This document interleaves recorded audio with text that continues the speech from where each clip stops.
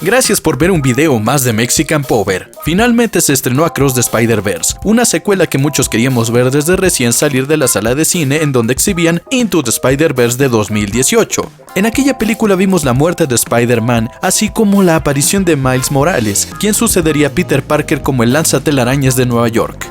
También en esa película conocimos a la versión de Gwen Stacy que se convirtió en Spider-Woman. La hemos visto en otras versiones ser Ghost Spider y aquí nada más es Spider-Woman. Este personaje le fascinó a muchos, a pesar del cliché en el diseño de mujer empoderada con un lado de la cabeza rapada. Seguro en los comentarios no va a faltar el inútil que diga: pero no es un cliché, porque ella tiene el pelo así porque a Miles se le pegó la mano. Entiende, inutilín. No estás refutando el cliché, solo estás explicando cómo lo justifica la historia, pero sigue siendo el mismo cliché. Además, en Across the Spider-Verse, Gwen ahora lleva ese estilo por gusto. Ella se rasura. Pero volviendo a la película del 2018, estuvo muy buena, con la Doctora Octopus, con Spider-Ham, Spider-Noir, etcétera, etcétera, etcétera. Pero visualmente tiene una gran contradicción con Across the Spider-Verse, secuela que tardó 5 años en salir, y de la cual se dice que tardaron 4 años en terminar la escena en que todos los Spider-Man persiguen a Miles. Esta contradicción es nada más y nada menos que Peter Parker, mientras que en Into the Spider-Verse el mejor amigo de Gwen Stacy es presentado como un adulto, en Across the Spider-Verse ahora vemos un adolescente, y no solo eso, un Peter Parker es alto y el otro es chaparro y flaco. Más tarde verán por qué esto es relevante. Desde hace meses hubo polémica por una bandera en el cuarto de Gwen Stacy, donde se empezó a rumorar que el personaje podría ser trans. Bases para esto, las progrerías de siempre. Puros estereotipos que realmente nada tienen que ver con las personas trans. Por ejemplo, que Gwen tiene el cabello largo de un lado y el cabello corto del otro, que simbolizan su transición de niño a niña. Otro argumento, entre comillas, es que los pechos de Gwen no son tan prominentes como lo serían los de un hombre. Ya saben a dónde va esto. Como siempre, había pendejos de ambos bandos, los aferrados a quitarle a las mujeres cisgénero un personaje que las representa y quienes tomaban esto como si se confirmara al 100% que Gwen Stacy era trans y que su sola existencia fomentaba que los niños fueran a hacerse una cirugía de reafirmación de género mochándose la entrepierna. Son argumentos estúpidos de gente que ni sabe qué pedo con la gente trans y ya están allí tratando de decir por qué X o Y personaje lo es, tanto a favor como en contra.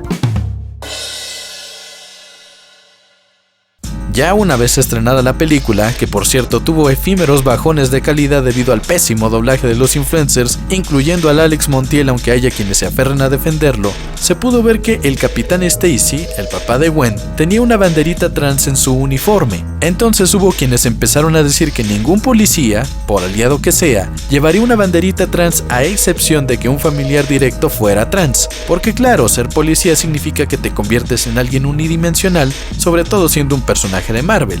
Estos progres pendejos. En fin, a estos alegatos se sumaba que la paleta de colores en el mundo de Gwen hacían referencia a los colores de la bandera trans. Entonces esto definitivamente resultaba en que Gwen era trans. Argumentos pendejos, insisto.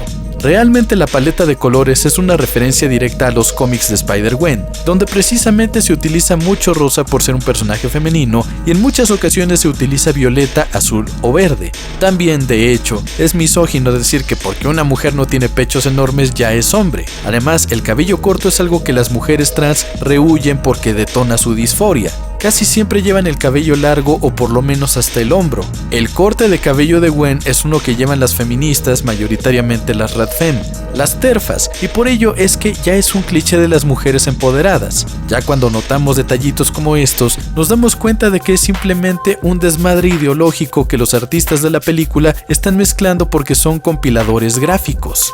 Ellos ven un peinado, un tipo de vestimenta, les parece que se ve muy bien y se lo ponen a los personajes sin saber de dónde viene. Rasurarse o usar un lado muy corto de la cabellera como lo hace Gwen es algo que estilan las mujeres que quieren reflejar su lado rebelde y oposición a la opresión de género. Es decir, como el cabello es algo muy importante en la feminidad, ellas la reivindican al no llevar una larga cabellera de princesa, una manera de decir visualmente que no son una damisela en apuros. Es de hecho una cosa muy cisgénero porque son ellas quienes crecieron con los cuentos de princesas y bajo el estándar de feminidad valuado por el largo de la cabellera. Sin embargo, también sería hacerse pendejo al ignorar que hay demasiadas referencias al apoyo a las personas trans como para decir que Gwen Stacy solo es aliada porque sí, al igual que su papá. Entonces, ¿quién sería el trans a quien muestran tanto apoyo? La contrateoría de la Gwen trans pone en los reflectores a un personaje menor, el Peter Parker del universo 65. Tal como la introducción de la secuela nos muestra, Gwen era una amiga íntima de Peter Parker. La tía May y el Capitán Stacy eran muy cercanos, comían juntos todos los días. Sin embargo, podemos ver que este Peter Parker es demasiado bajito y enclenque. Apenas le chocan el hombro y se desmoraliza por completo, se siente derrotado, lo que también podría indicar que le hacían bullying continuamente, y es Gwen Stacy quien tiene que salir en su defensa. Entonces recordemos la banderita de Protect Trans Kids. ¿Quién necesita protección? ¿Gwen? Para nada. ¿Quién sí la necesita? Peter. Esto podría ser un indicador de quién es el diferente allí, porque si eres un sujeto que dice a la goma quiero ser mujer, es lógico que a quien le hagan bullying sea a ti, pero aquí es a Peter.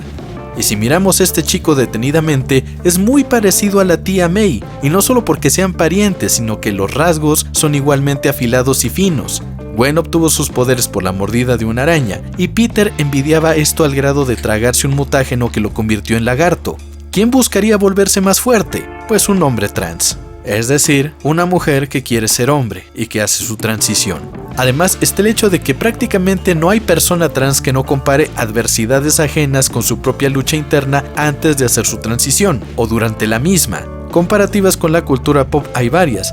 Por ejemplo está Theo Putnam en Chilling Adventures of Sabrina, cuyo deseo más grande era tener músculos y jugar básquetbol, pero eso no hacía que mágicamente creciera, o que fuera bueno en el deporte. Aún así solía referir mucho a lo que su transición a masculino le había enseñado. También está Barney Gottman en Dead End Paranormal Park, quien a diferencia de Theo sí era alto y fuerte, pero aún así cada adversidad que se presentaba le hacía recordar lo difícil que era insertarse en el mundo siendo trans. De hecho hasta tenía problemas de aceptación con su familia, quienes realmente se esforzaban por mostrarle su aprobación. No obstante, para Barney nada era suficiente, y esto es porque realmente es una batalla sin fin en tanto hay muchas nuevas situaciones a las que debe confrontar, como el simple hecho de tener un novio.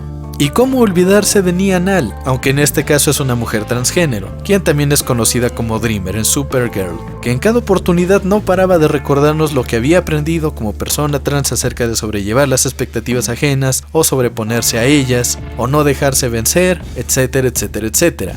Si nosotros miramos a Gwen Stacy aceptando sin chistar que hay un canon que debe respetarse porque así las cosas deben ser, ninguna persona trans lo aceptaría. Sería como pedirles que se arrodillen ante la heteronormatividad. Ahorita mucha gente trans anda a favor de la teoría de Gwen trans por eso de mi representación, pero si se ponen a reflexionar un poco se darán cuenta de que no tiene ningún sentido. Dejar que las personas mueran solo para preservar el orden establecido no parece muy trans que digamos, y se sabe perfectamente por qué. Defienden la teoría de Gwen trans porque hay quienes están pegando el grito en el cielo porque ya se refinaron como 4 GB de regla 34 de Gwen y ahora se sienten socios. Es más o menos como explicaba Gerald Broflovsky que funciona el troleo perfecto. No se trata de lo que dices, sino de cómo hacer que la gente reaccione a lo que estás diciendo para que se peleen con otros sujetos. Es una controversia estúpida que tiene que ver más con las guerras ideológicas de siempre que con el contenido por el cual se están peleando. Una persona trans reaccionaría más como lo hizo Miles, que dijo, voy a hacer las cosas a mi manera. De hecho, ser trans se trata justo de eso, de no dejarse moldear por lo establecido. Ser trans implica flexibilidad y resistencia a la norma. Justo por lo mismo, a este movimiento se ha adherido mucha gente con problemas mentales que en búsqueda de ser considerados especiales, se pegan a ese movimiento. Porque a falta de tener algo que los defina dicen, pues me voy a unir con los que tienen esta crisis. Pero la lucha es abismalmente diferente, porque no es lo mismo querer pegarte a algo para sentirte especial, que realmente buscar acomodarte en algo que a ti te satisfaga. No puedes ignorar todo eso solo porque Gwen usó rosa y azul, no mames. Sin embargo, que Peter Parker arriesgara su cuerpo para buscar cumplir su sueño de ser extraordinario como Gwen, eso ya es más cercano a lo anterior. Sí, cae en un estereotipo, pero tiene más lógica. aunque de ser así, caeríamos otra vez en un cliché, el de entierra a todos tus queers. Otra vez el personaje trans es quien se muere.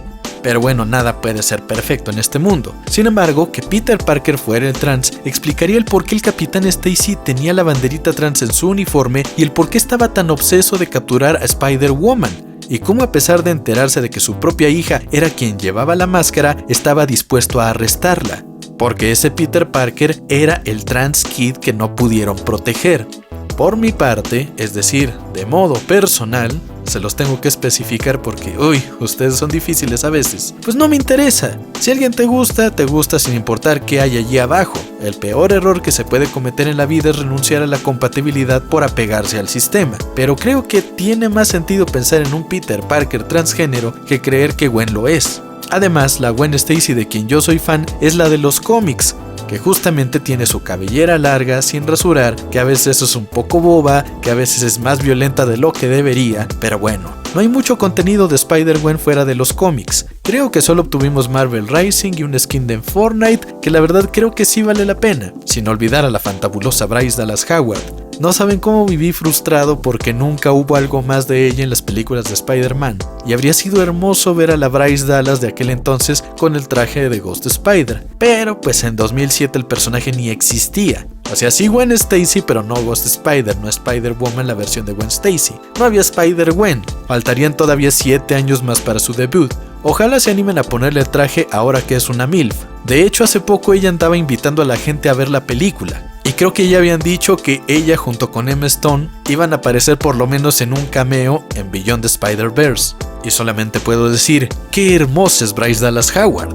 En fin, vivan y dejen morir. Mexican Power se va.